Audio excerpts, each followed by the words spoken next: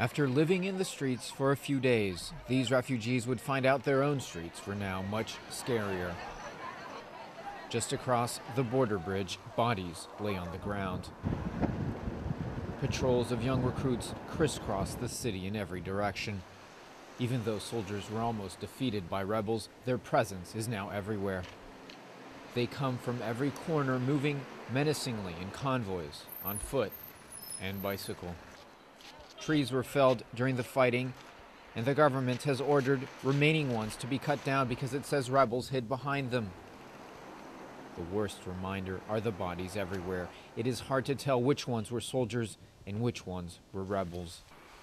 The government accuses the rebels of being backed by Sudan, but the rebels say they are Chadians fighting for better governance.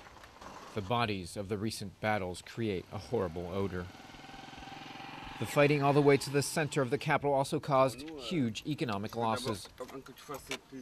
This man works for a cell phone provider, which had just started offering local service. He says the worst for businesses is actually not the bullet holes, but the looting that follows fighting. He says without any initial control, poor people grab whatever they can. He says he was lucky that a few computers in his tower were spared, but he says the damage of several days will hold back his company an entire year. The man still in control of the capital is longtime Chadian President Idriss Déby. He says whoever the assailants were, and whoever their accomplices were, they will face the force of his army and justice. While emergency powers were extended, critical opinion in the media banned.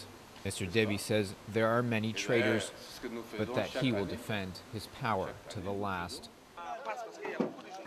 Soldiers who barely kept the capital under his control and needed military help from the former colonial power France to do so are claiming victory. But for residents, it is anything but a happy parade.